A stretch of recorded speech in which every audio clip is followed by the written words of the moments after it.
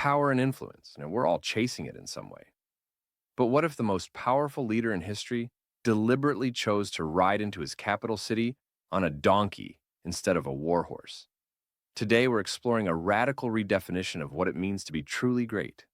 That's such a striking image, and it completely challenged the expectations of the time. A conquering king would typically arrive on a magnificent stallion, not a humble donkey. Well, what fascinates me most about this story is how Jesus knew exactly what awaited him in Jerusalem. He'd predicted his death 3 times, describing in detail the mocking and crucifixion he'd face. Yet he kept walking straight toward it. Hmm. That level of resolve is remarkable. And meanwhile, his followers were having this completely different conversation about status and position, weren't they? Oh man. You know what's almost tragically ironic? Right after Jesus explains he's going to sacrifice everything, James and John's mother approaches asking if her sons can have the positions of highest honor. Talk about missing the point. The timing there is just, well, it's so human, isn't it? But I'm curious about how Jesus handled these status seeking moments. What was his approach? So instead of just shutting down their ambition, he completely reframes it. He says, "You want to be first? Great. Become everyone's servant." And then he immediately demonstrates this by stopping to help 2 blind beggars that everyone else was trying to silence. That detail about the crowd trying to quiet them down really shows how deeply ingrained these power dynamics were, and still are today, if we're honest. Right. And here's what's really powerful. When Jesus asks these blind men, "What do you want me to do for you?"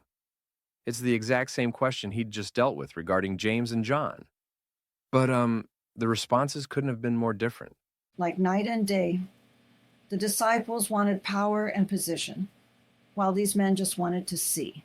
Sometimes those who are physically blind can see truth more clearly than others. You know what really drives this home? The temple scene. Here's Jesus, fresh off this huge celebratory entrance into Jerusalem. We're talking crowds of like 150,000 people for Passover. And the first thing he does is start flipping tables. That must have been absolutely shocking to everyone present. Why do you think he chose that particular moment? Well, these merchants were exploiting people's religious obligations for profit. They were charging inflated rates for currency exchange and sacrificial animals, basically taking advantage of pilgrims who had traveled long distances. So, in other words, serving others sometimes means confronting injustice head on. And notice what he does right after clearing the temple. Welcomes in the very people who weren't even allowed in that space before.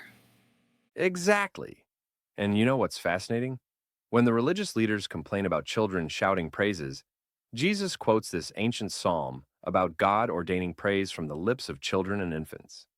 He's constantly elevating those whom society dismisses. That's such a powerful thread throughout this whole narrative. This complete inversion of how we typically think about power and influence. And here's what makes it so relevant today. We're still struggling with these same issues.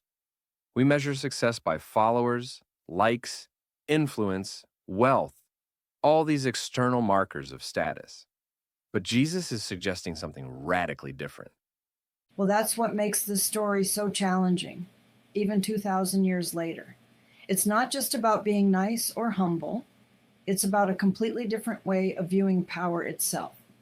You know what really strikes me? This isn't just theoretical teaching.